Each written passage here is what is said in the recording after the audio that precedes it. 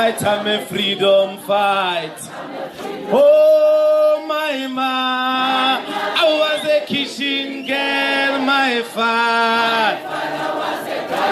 Oh, that's why I'm a freedom fight. I'm a Amanda.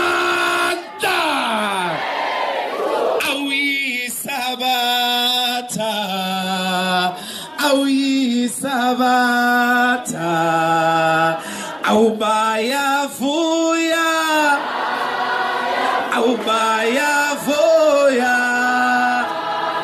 Aubaya Fuya.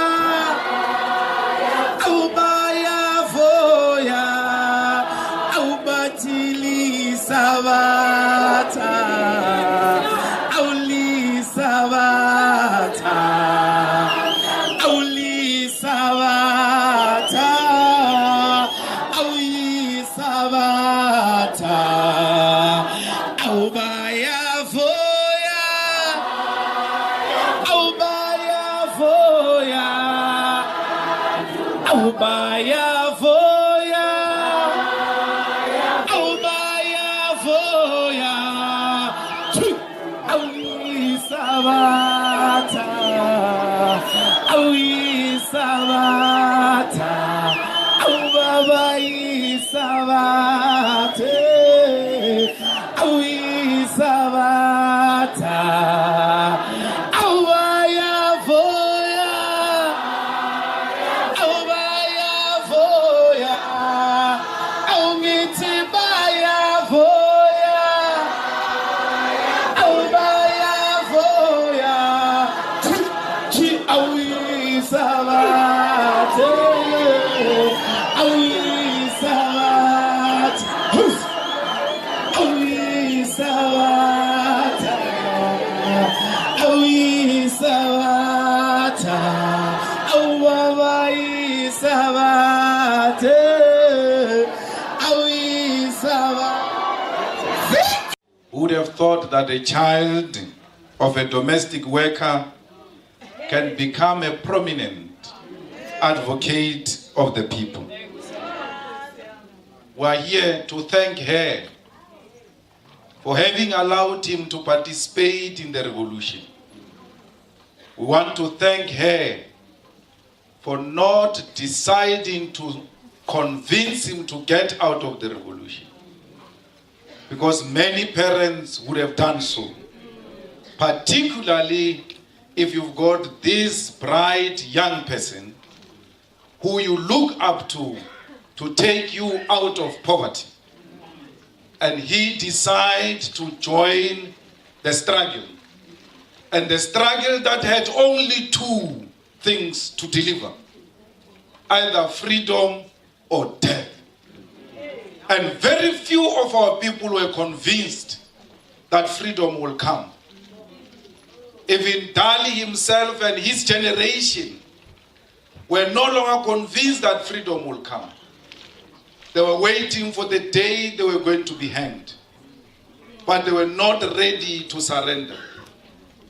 But Dali, like many other children of the domestic workers, were ready to die because they were not living. They were born in poverty.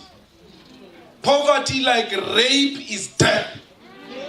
There's no life in poverty. There's no life in a shack. There's no life in domestic workers. Your mother comes back home every day with leftovers. And those leftovers are not even served properly. Everything else is mixed up in one plate. Those are the food which were meant for dogs. She was told to take those food to dogs, but she served those food for her children. Where is life in domestic work? Where is life in shacks? Where is life in villages without water and electricity? When Dali and them saw that, they said, we will rather die, because we are dead already. Many were cowards. Many are still cowards today. You will never scare a child of a domestic worker. Because that child has seen everything. There are days where they sleep without food. There are days where they go to school, and when it is break time, they come back home, pretend as if they've eaten something, and return back home to school. Who are you to threaten us? Because we have seen everything. Maybe you will threaten our children, not us. Maybe you will whip them into silence, not us. Because we know where we come from. We know what our mothers have gone through. Domestic workers get raped in the backyards of white bosses. They never talk. They go to their graves with that secret. Why? Because it was that job. It was that job or poverty. They knew the day they talk, that is the end. And the end means that my children will never have anything. That's why you ought to respect this woman. That's why we are madly in love with them. There's nothing that can come between a child of a domestic worker and their mothers and their garden boy fathers. This Dali has seen everything. When his house was raided, the mother sleeping, ka onorogo. I don't know what is onorogo in English. Onorogo. Those Boers just come in. Boers, I don't mean white people, because many of you think Boers is white people. Boers is the system of oppression. But Podisa in the house looking for him. When the mother is sleeping, male policemen open blankets in front of young boys, pushing our mothers in front of us, harassing them anyhow they so wished, because they were law unto themselves. And you want to tell us to keep quiet now? We'll never keep quiet. Because the day we keep quiet, that's the day we are going back where we come from. This country was going down. When we tried to rescue it, you called us all types of names. You said they were disrespectful. These children are uncouth. But today, all of you have forgotten that. Because you have reclaimed your country from kleptocracy. Why? We couldn't keep quiet, because even at a time when it was not fashionable to do so, we spoke. Dali spoke against the regime. Why would he keep quiet now? Why would Dali be scared that if I speak, I will not get a briefing as a lawyer? What is a briefing? For what briefing? You can keep your briefing, will keep our truth. Because there are so many of them who get a briefing and they live a lie. They keep quiet, they are whipped into line and they live a lie. Many of them claim to write legal reports and findings, but the reality is that it is politicians who are writing those briefings and those reports on their behalf. They've lost their independence. Why? They want a briefing as lawyers. Dali is not the type. For because if he was the type, he would not have joined the EFF. Because when you join the EFF, that's the day you sign not getting a briefing. But the people know they are lawyers. They don't want approval of anyone. If you are good, you are good. Even if they want to hate you, you are good. People kept on going to Dali. Like Winnie Mandela, they gave Winnie Mandela the mother of the nation. Dali earned the title, the People's Advocate. There's no university where you graduate the People's Advocate. The rest are advocates. Advocate Ngaitobi, advocate. But Dali is the people's advocate. Why? No one would have silenced him. Apartheid regime failed. So we are here. When we speak about Dali, we are speaking about his mother. Because when we are young, we become our parents. So we do things that our parents do. But when we become older, our parents do things that we do. So I'll support the parents. Your mother just support parents. Yeah. We're with parents. Why? Julia's like, so don't be shocked when they say Ugogo was EFF. Because when they become older, then they become young. And then we assume the responsibility of being old people. So if you are a fighter and your mother has not followed you, there's something with you, wrong with you. There's something wrong with you. Why? It means you have not assumed that responsibility at home, where they see you as a father figure, as a mother figure. So, and also, as we become older, we become a reflection of our families. So if you rape, you are a representative of your rapist family. If you are a church goer, you are a representative of a church, a family that goes to church. So we represent our parents. People see our parents through us. I don't have to know Ugogo personally. I will know her through her children. And by the way, I know her. Don't leave here saying I don't know her. I've been with her. I know her. I visited her when she was sick here in East London. So let us do things that reflect our own families. If you are a coward, your family is a family of cowards. If you are a person who pretend that things are right even when they are wrong, that's who you are. Your children will be like that. We want land, not because we read about it anywhere, MC. We heard our parents complaining about this land, that the land was taken from them. And then we then went to read about it. What are they talking about, these people? And we found that it's true.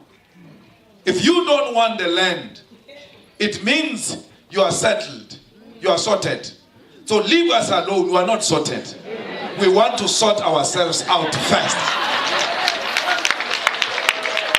You cannot say there are jobs in South Africa because you are working.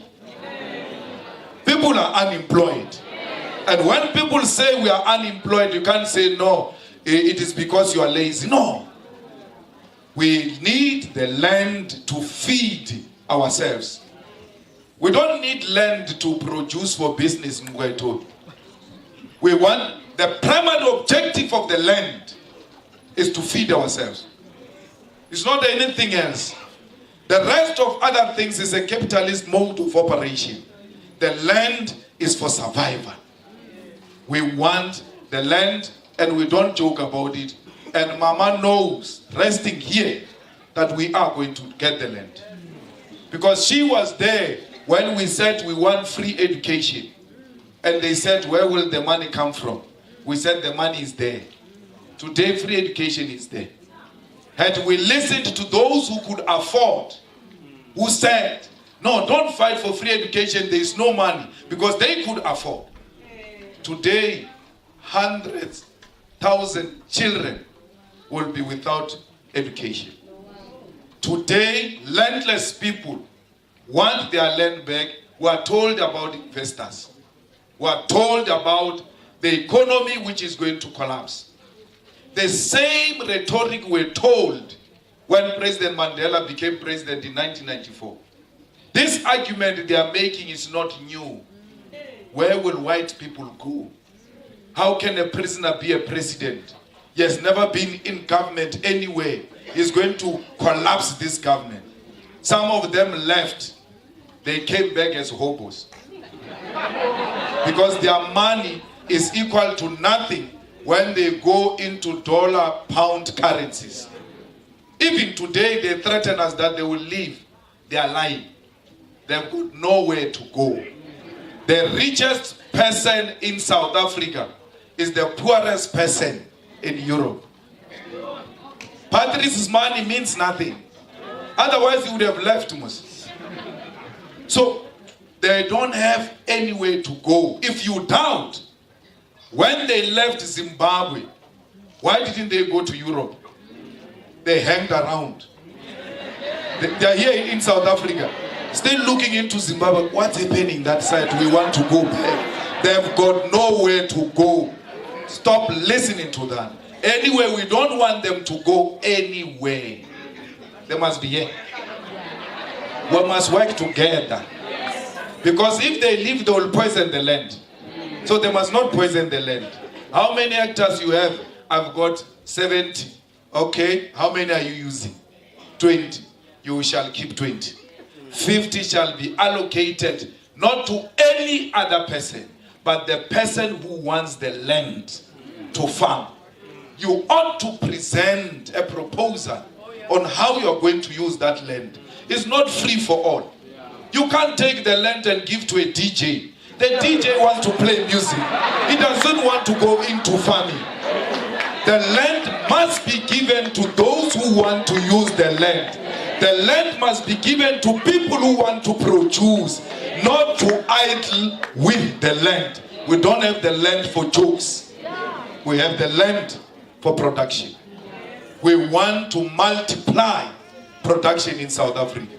We want the land of the mines to be given to the communities where the mine is. Stop the self-hate and think like, hey, what are we going to do with the mine? Abayilungu bazohamba, uMalema uzoxosha abalungu, sizoyenzani ngemine? You are the mine manager yourself.